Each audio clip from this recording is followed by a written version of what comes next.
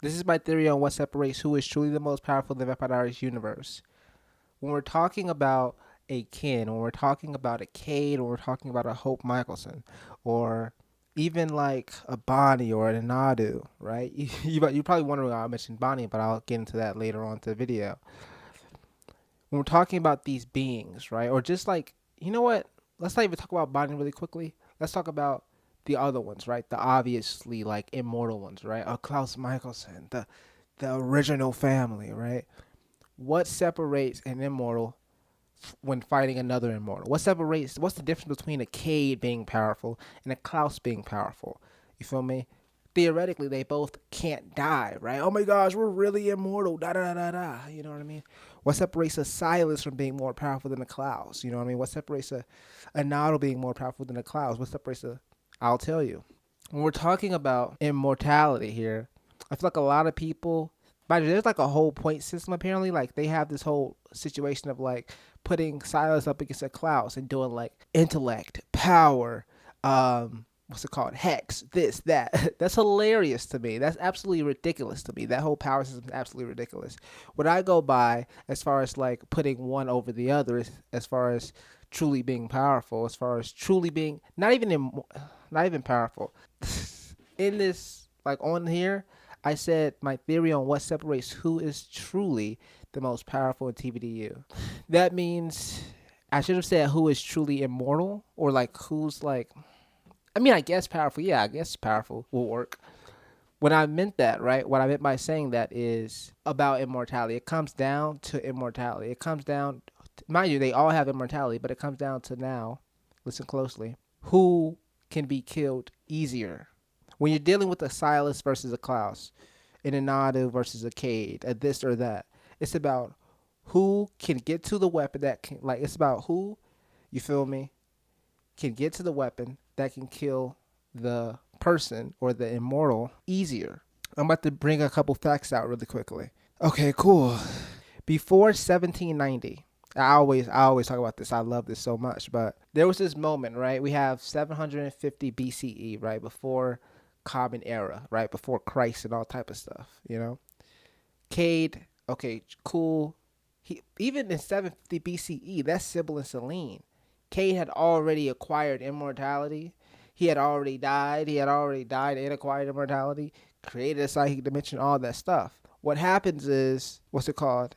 Him over here, he gives immortality to Sybil and Selene, and for the longest time, from that, like from all the way over there, since 750 BCE backwards, right, all going all the way to the left, right, and then from all the way from over there to 1790 over here, there wasn't really a weapon that could kill Cade. There wasn't a weapon at all that can kill Cade. You dig me? So from over here to over here, he was immortal until 1790. And then a weapon came about, right? And then like, okay, cool. His servants turned on him and do this and that. Da, da, da. But yeah. And even then, right? And even then, watch this. And even then, the weapon that could kill Cade, when Sybil and Celine had Ethan Maxwell inside the little tunnel situation, that was a weapon that was already formed from like the ashes of like the ashes and the bone of Arcadius. That's the weapon that can kill him, right? So in 1790, Sybil and Celine are in Mystic Falls with this whole bail situation, right? And then the people try to make a bail to like drive them out, but they utilize the bail in order to like burn the town, right? Or try to at least. The witches end up dying. But even then, like I'm about to get into this really deeply because I said there wasn't a weapon until 1790 that can kill Cade. But when we actually see the weapon that can kill Cade, to be honest with you, it's already formed. It's already like the bones and ash of Arcadius. So I don't really understand why, if they didn't have the weapon already, why they couldn't just kill Cade themselves. You know what I mean? But then again, it's fine. Yeah, I don't know. It's fine. You feel me? They also say, I believe that there was a moment where he couldn't get on a mortal plane, but I don't know about that. To be honest, I don't know about the truth and all that stuff. There was this moment. There was a whole storyline to where Sybil was trying to, no, where Celine was actually trying to offer up the Siphoner twins, and then you feel me? They rang the, well, let's say they rang the, I'm dead, but the bell rang like 11 times or whatever. And then he stepped foot onto the mortal plane. But in truth, wouldn't he be able to just get on the mortal plane if he wanted to? Just in theory. So why would it take like 11 rings? You know what I mean? But it's fine. It's a lot. It's a lot. It's a lot. Anyways, personally, this is what I would personally feel. I feel like he could actually get onto the mortal plane if he wanted to, but they actually invited him onto the mortal plane. You feel me? Like directly. So he pulled up on Mystic Falls. You dig me? Like he could have pulled up anywhere, but he pulled up on Mystic Falls because they quite literally invited him. So he just pulled up. I don't think it was like, oh my gosh, he can't get onto the mortal plane, but they tried to make it seem that way though, for sure. I think Celine even tried to really make it seem that way. But it's fine. That's neither here nor there. When it comes to the weapon of Arcadius, when we see it for the first time, it's already like formed into like this knife thing, this obsidian knife type of thing. You know what I mean? Which makes me think that before 1790, that he had a weapon that can kill him. They just didn't kill him for some reason. But then again, hey, it is what it is. Um, there's still this whole thing of like 1790 being where we see the weapon, I suppose, that can kill Arcadius. So we have Arcadius over here. Well, wait. What if they was trying to? I don't know. What if they was trying to like? I don't. I really just don't know. I was about to say something. What if they was trying to like get him onto the mortal plane so they can kill him with the weapon?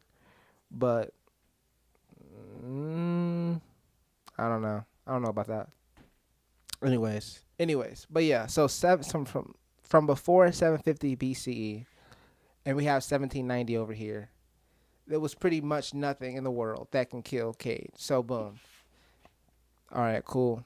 And then we have Klaus, right? We have Klaus, and even we have the Michelson's family just in general, right? Immortals, da da da, right? Even with them, their kryptonite has always been a thing. You feel me? When they was first born, it was the white oak stake. They burned it down to ash, to cinder, right? And then I guess like 300 years after they left, 300 years like after they left, they come back, and it's back. The white oak stake is back, but in the form of the Wickery Bridge, right? So it has never been.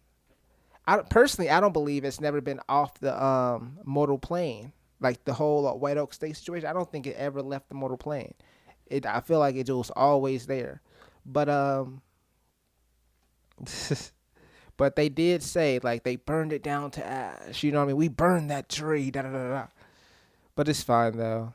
And with that said, right, with this whole Klaus situation said, right, so when we're putting a Cade versus a Klaus, someone who didn't even have who died, acquired immortality in their own dimension.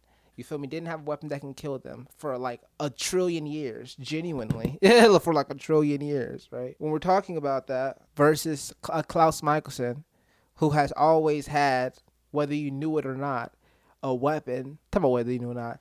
Who has always had a weapon that could actually end his life on standby 24/7. You know, it becomes very apparent that, okay, we can get our hands on a white oak stake. You know what I mean? It's very easy to get our hands on a white oak stake compared to whatever the heck Cade got going on. You feel me? That obsidian bone knife thing that Cade got going on. You feel me? It's very easy to traverse which one is more powerful. And it's not just about like what level of immortality. I always speak about the level of immortality, the resolute level of immortality. But in truth, when we're talking about oh my gosh, I love this so much. So much goes into like who is the most powerful, right? The durability. I love durability. That's why I always say that Silas is over Klaus. Klaus can have vamp speed. He can have some mental perks. He can have some mental perks. He can have this, that, that. Silas is the perfect being. Silas is the perfect being. You feel me? The perfect. Silas and Cade are both the perfect representation of true immortality. And you could bring in Amara as well, right? She got some mental stuff going on, but she did take the immortality elixir. She too was the perfect specimen the perfect specimen when it comes to true immortality. There is no loophole. There is no this or that.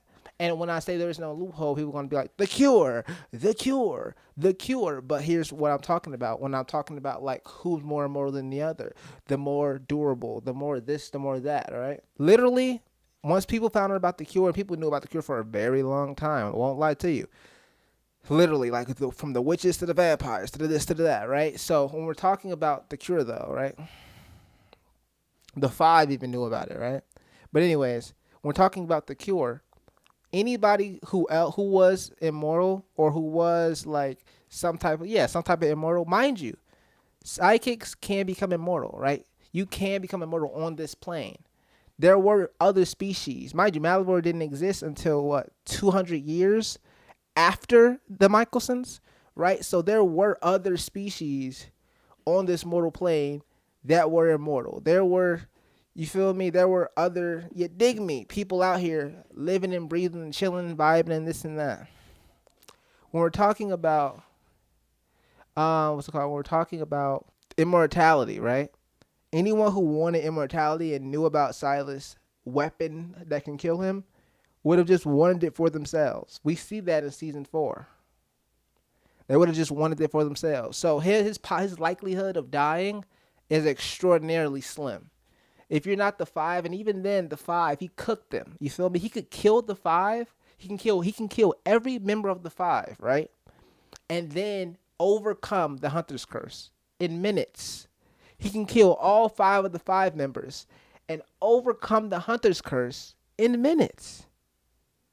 And then the person is going to come in, right? Whether the person comes in before the 5 gets there or after the 5 gets there, they're going there most likely because they're immortal in some way, shape, or form. You dig me? Or, yeah, pretty much, yeah.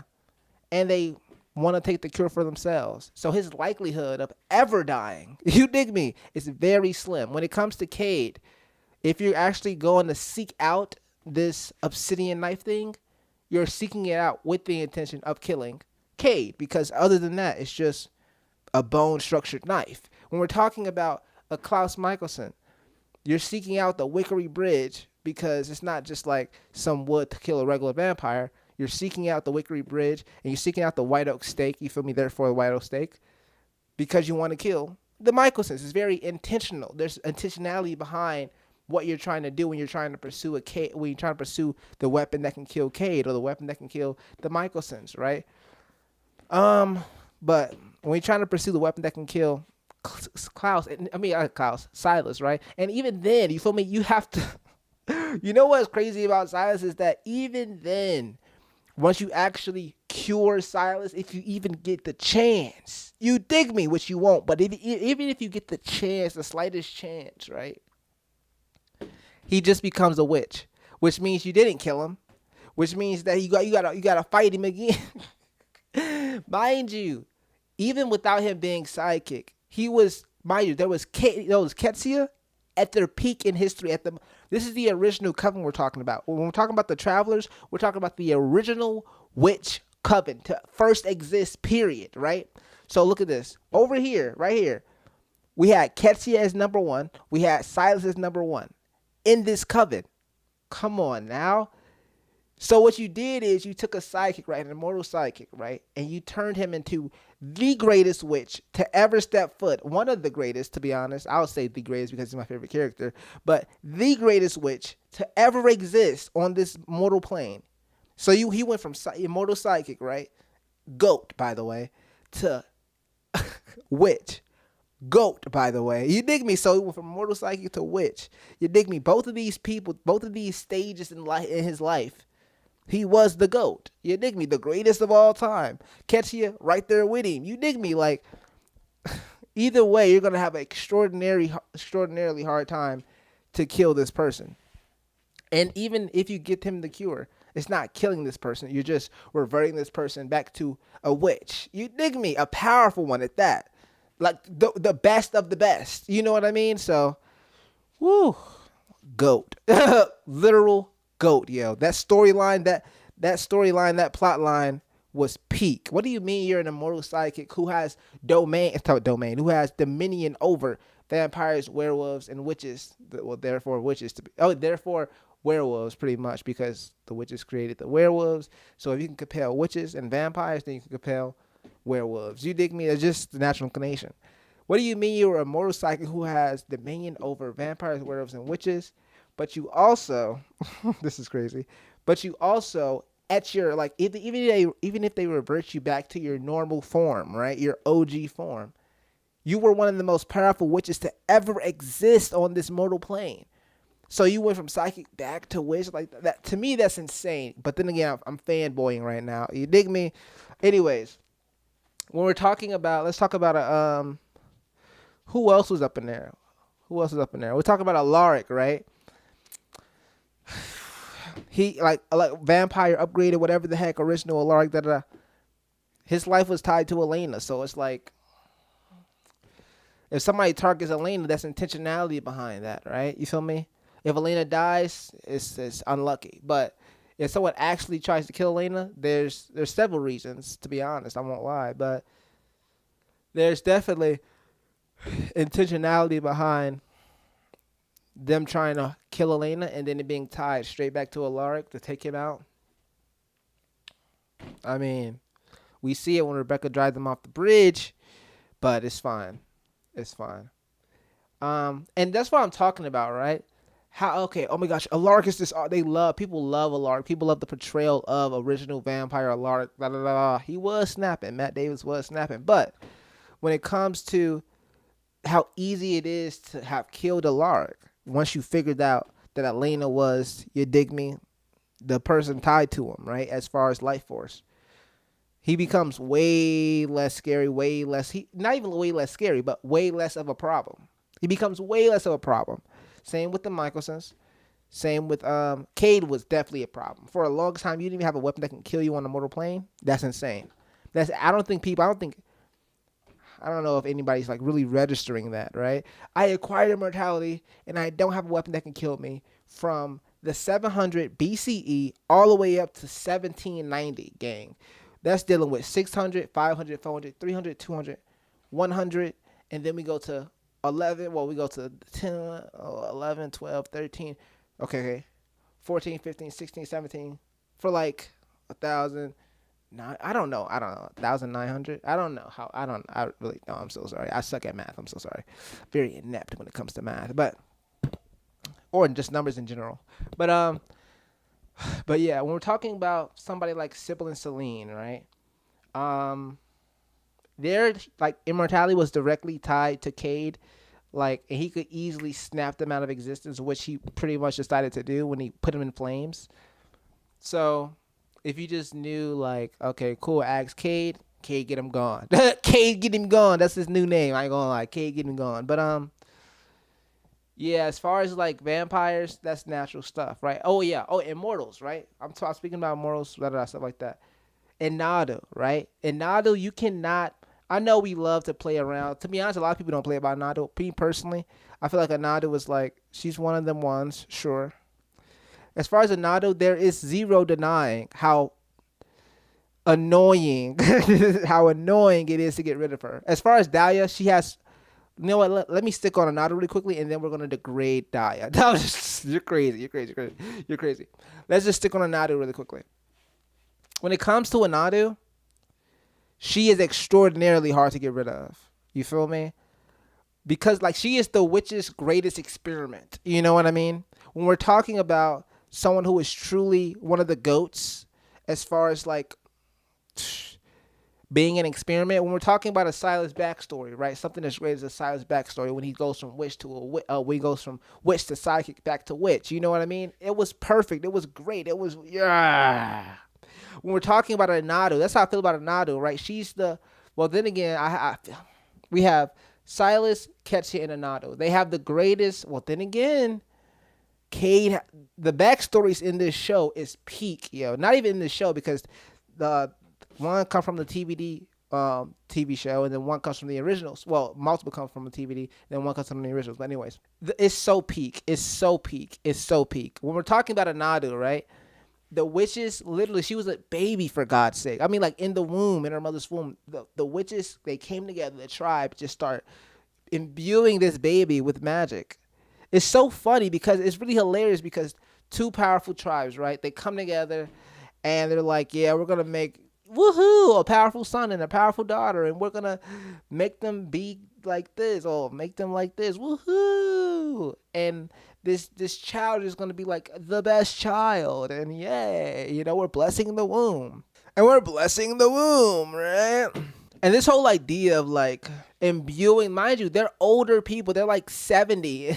They're like 70. They're like 70 and 30 and this and that, imbuing this child for like 9 months straight with dumb amount of magic. Like in this, like they're not just rubbing the girl's belly, right? They're quite literally imbuing a crap ton of magic. All these different people imbuing a crap ton of magic inside of this child's stomach. Well, inside of this child, right?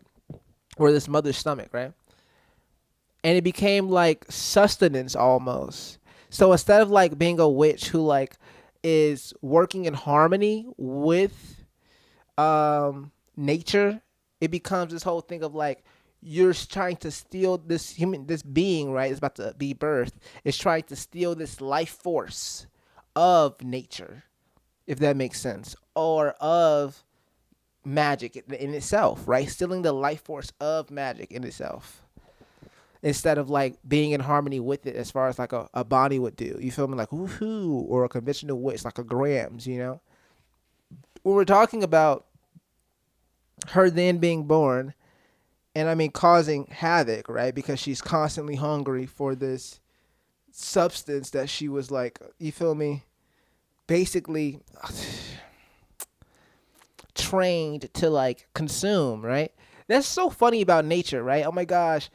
Mind you, the travelers, let me bring it back to Cyrus really quickly. 500 years prior to Anadu's birth, the travelers was reaching for the heights, right? And then we got over here with the Native Americans, right? With these people over here. And they're trying to imbue all their magic and all their magical goodness inside this child's stomach, right? And I feel like they knew they were like doing a little too much, but they just kept trying to bless the child's stomach, right? Well, the mother's stomach, you feel me, imbue this child with like really great genes, really great genes, slayers, really great magical abilities, right? And they just did too much, you feel me? And nature was like, I know what y'all are doing. You trying to be slick, and it's not gonna work. You feel me? You're overstepping. You dig me? Nature was like, you're overstepping, and nature was like, okay, you want to put all your magic inside of this child? I mean, all of you want to do this? All right, bet. We're gonna have this child come out of the womb and literally destroy all of you. That's a natural inclination. You put all your magic inside of me, and I'm gonna just take all of your life force. So I'm gonna just have this child consume all of your life force. You dig me? That's it. That's how you're rocking. You know what I mean? Yeah, whatever. And it's just wait for a second. Their intentions now, mind you, I just said they was like trying to be slick and like, you feel me, make a OP witch, right? They was trying to be slick and make OP witch. But let's say if their intentions were pure, right? Let's say if their intentions were actually pure. They're putting all this goodness inside of this child, right? Oh my gosh, ooh, all this lovey-dovey. And then what happens is nature has it to where once you go out, right? Once the child goes out, it gives you all this evil. So you're putting all this goodness inside. Oh my gosh, we're gonna make this, da da da. And then the equivalent exchange of that is once the child is born, it has to like commit all this evil, or like this, yeah, pretty much that. Even be commit all this evil and stuff like that. It has to like have this equivalent exchange of like, you have all this goodness, but what about the evilness? Boom! And like, so it's just like, ah. And it reminds me of this whole idea of like rippers, right? Because if you look at rippers, they are in general nice people. Like even when they were human, right? Very like walking on eggshells around everyone. You dig me? Like they really were walking on egg. They was probably like a mother's boy, or this person or that person, very caring and stuff like that. All the rippers were like very like, oh my gosh, very timid, not very timid. They were all very walking on eggshells, right? Wanting to be like accepted, wanting to like, they were just very compassionate, seeking acceptance. Well, not seeking acceptance, but like non-confrontational. You feel me? That's what it is. They were like non-confrontational, very compassionate, very loving, very like mama's boyish stuff, or whatever the heck. Even with like when it comes to Jade, right? She was like, oh my gosh, I want this girl to like me. Stefan was like I just want Damon and Father to stop fighting. Oscar was very like mama's boyish, right? When it comes to Lily, that's what is said by like Valerie, I think, or something like that. I don't know, or whoever the heck else. When it comes to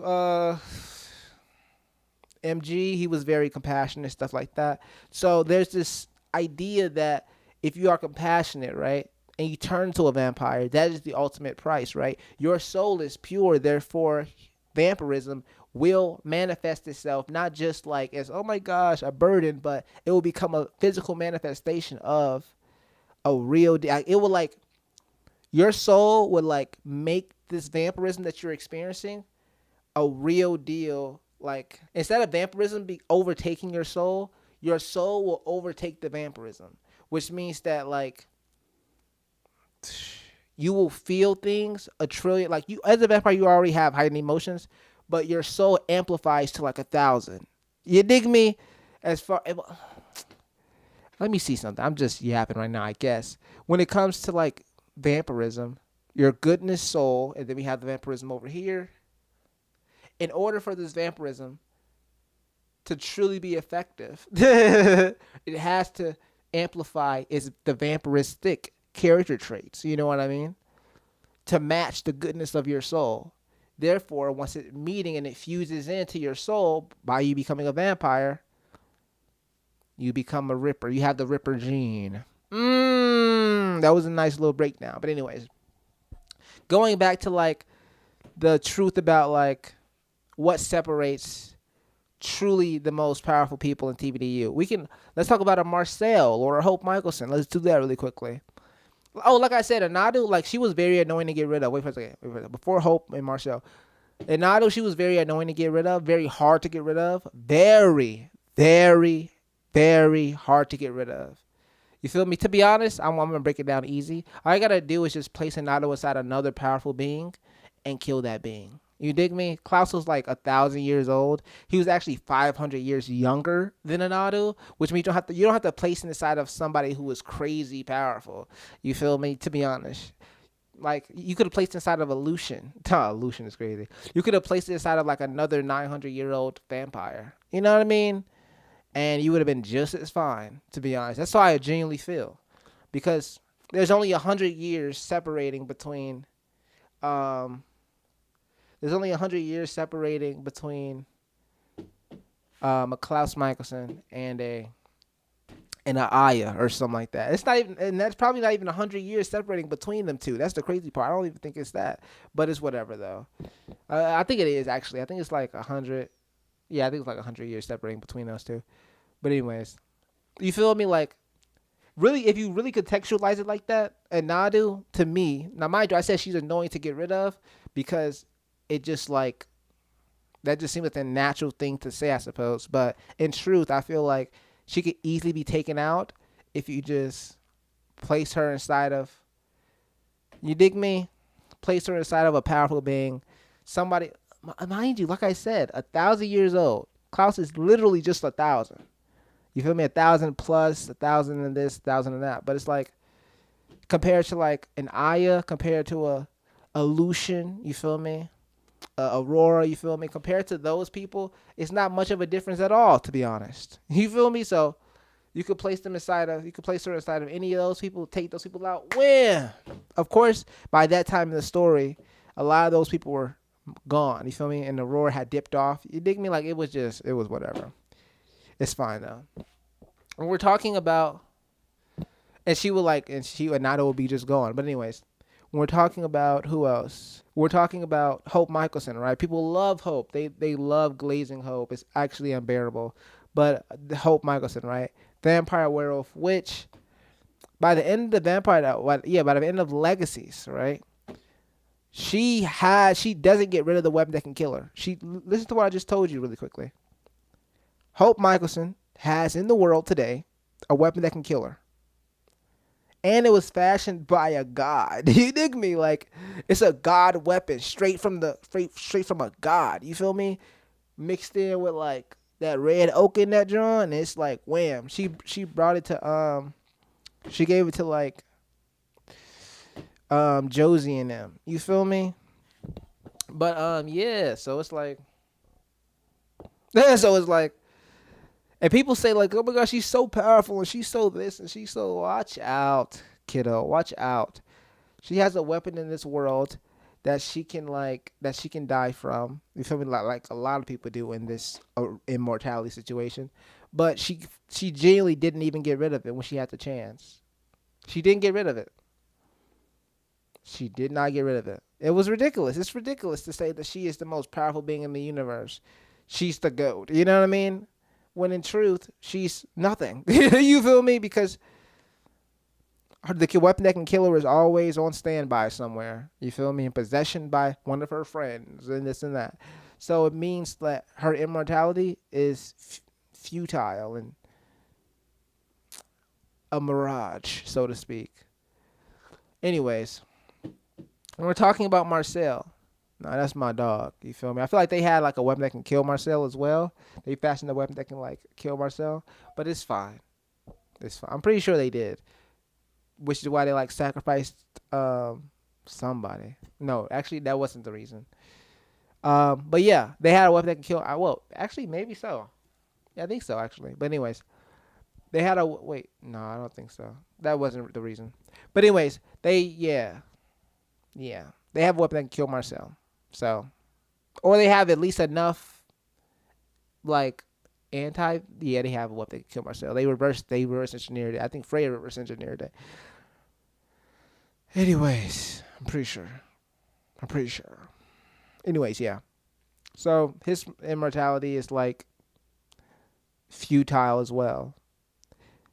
But anyways, I'm thinking about like Marcel really quickly, and I'm thinking about like Freya like made a lot of anti venom, and I think as far as like from like all the 7 packs and all stuff. Oh yeah, they did a whole arc where she was trying to go and find a weapon that could kill. Well, she wasn't trying to find one. She was trying to create a weapon that can kill Marcel. Yep. So they ended up doing it, and yeah.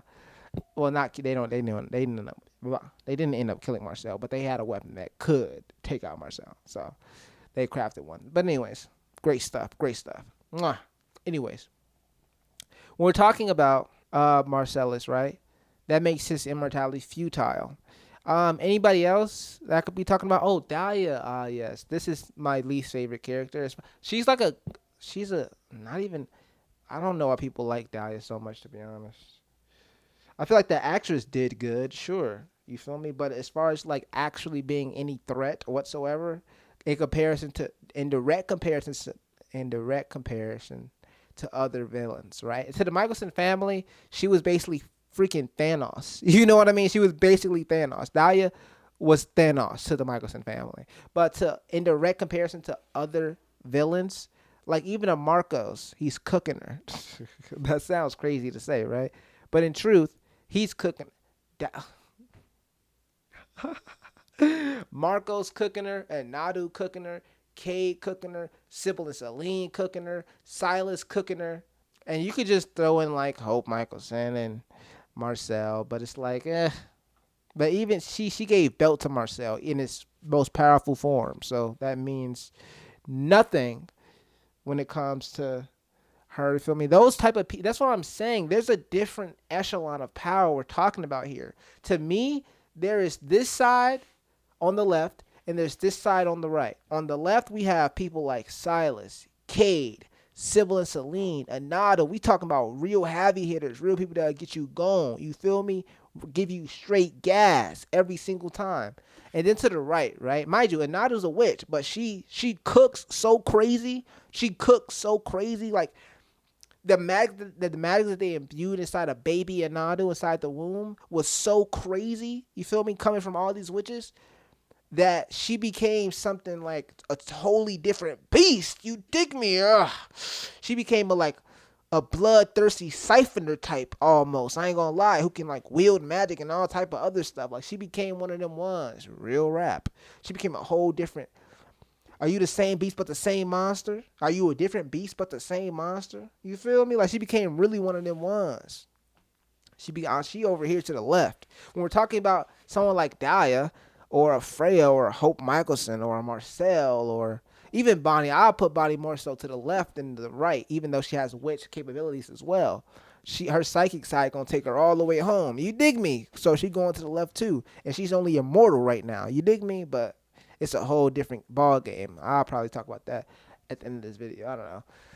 But to the right they have like a Dahlia, a Freya, freaking Hope Michelson, a Marcel. You know what I mean? These people to the right, the Michelsons, right? These people to the right are meaningless, and it's not like a just degrading type of situation. It's a you're just a vampire wearer for a witch type of situation, or you're all three. But that doesn't make you better than the other people that are just one of those things, or just two of those things. You feel me? If you're talking about like heretics and stuff like that, but let's take them out of the equation right now. If we're talking about someone like, if you like talk about Marcel, right? Okay, cool. You're the apex predator of the vampires, but it's like you're still a vampire. Do you dig me? And what does that mean, Demetrius? What do you mean by that? I mean, take any one of these people over here, they're giving this nigga gas. You dig me? And Nadu giving him straight belt. You feel me? We saw it live action. We saw Nadu give Marcel and Klaus straight gas. You feel me? When we're talking about Sybil, Celine, Cade, Silas, we're talking about sidekicks who can compel vampires. You dig me? So we're giving them straight gas. You dig me? Immortal beings who can compel vampires, giving them straight gas. We're talking about Bonnie. If she dies, right, and creates a psychic blast, well, she already created a psychic blast. So if she dies, she can most likely just go to that dimension, and you dig me, hone her, get immortality or whatever the heck. Wham! You feel me? Oh, well, upon her death, she could probably like put herself inside of a dimension. You dig me? And then get immortality, come back onto the mortal plane with nothing that can kill her, and then she's giving people straight gas because even right now, her psychic side, even though she's a fully functioning witch as well, she can compel vampires, werewolves, and witches, right? So if you just mixing all three together, that doesn't change anything. You feel me? You just have now three weaknesses instead of one weakness, right? That really can get overwhelmed. You just have three weaknesses that can get you completely overwhelmed by a species that's higher than you in the food chain, which are the sidekicks, right? When we're talking about a Hope Michelson in direct relation to a Silas, Cade, Sybil, Celine, a Nadu, right? A Bonnie, right? Gas because of the psychic, because of basically being a psychic. As far as a Nadu, she's just so tough. She a whole different beast. You dig me? She genuinely is a whole different beast in comparison to all these people. In comparison to a lot, I don't know. She's a different beast, yo. You dig me? She really is. She really is. She really is one of them ones, yo. We're talking about possession magic. What are we talking about? You can die and still be affecting the mortal plane to an insane extent. She had New Orleans on lockdown ever since her death. You feel me? Like she had New Orleans on lockdown, even in death. When we're talking about okay, so we did Marcel, I'm pretty sure. We did Hope Michelson. When we're talking about Dahlia, right? She had phony immortality. She has to tie herself to, I could talk about Esther after this, but she had to tie herself to a Freya, right? To really amplify her power. These are the people that you're glazing. You dig me? They are nothing. They are meaningless. Dahlia is meaningless. You feel me? The actress did great. You feel me? The whole season was very spooky. You know what I mean? The tone, the theme, the theme songs, you feel me? All that type of stuff was very spooky in nature. But the actress did impeccable, 10 out of 10. You feel me? Very Oscar worthy, you feel me? Tony even, you feel me, for TV shows. When we're talking about the character, right? Aside from her, like, of course you can aura farm all day and all night. Oh yeah, I'm this big badass, da da da. But in truth, you're just using other people to amplify your own magic, right? You're supposed to be like one of them ones, right? Oh my gosh, I already am strong as crap. Woohoo! Okay, then stay like that. You don't need to have, well, you know what? Acquire immortality. Acquire full immortality, not phony immortality, right? Going to sleep for 99 years and waking up 1 year out of like 99 years is phony immortality. It's phony. Half baked. You know what I mean? Absolutely ridiculous. It's ridiculous. You might as well not be immortal. You're literally spending 365 days awake. You feel me? And then you're going to sleep for 99. Like, you might as well just give it up. Genuinely.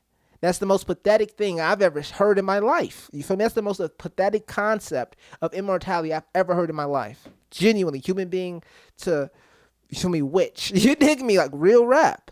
So when we're talking about, and we're talking about Dahlia, right? And her all these feats and possessing the wolves and possessing a dead witch for a brief time, right? Using, like, I guess, I don't know, kinning or whatever. Doing this and doing that and da da da. All these feats, right? Oh my gosh. And I feel like that's the issue, right? A lot of people see things that are shown in the show.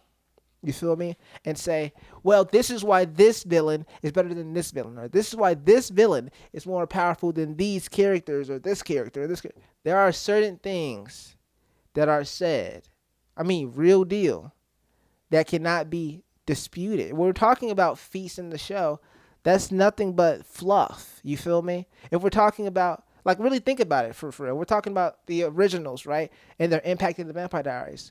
If you didn't have the originals and you didn't see the originals on the originals, you would have thought the originals was just weaklings, right, in the Vampire Diaries. But then you get to the originals, and then they build them up to, like, and then they what's it called, amplify the gory aspects of them being the originals. Woohoo! You know what I mean? And so what you end up doing is be like, yeah, they were so weak right here. They were so this and that, because all you're going off of is feats, right? That's literally it. You're going off of feats, and you're correlating being a badass strictly to what you can see with your own eyes on the television screen versus what people are actually saying.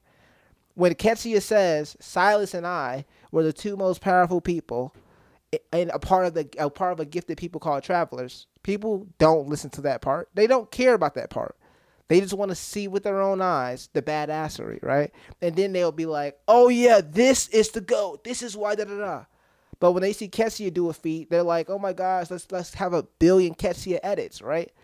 But then you forget about, like, she said Silas and I, not just Ketsia, not just I was the most badass of all time. Da-da. She said Silas and I.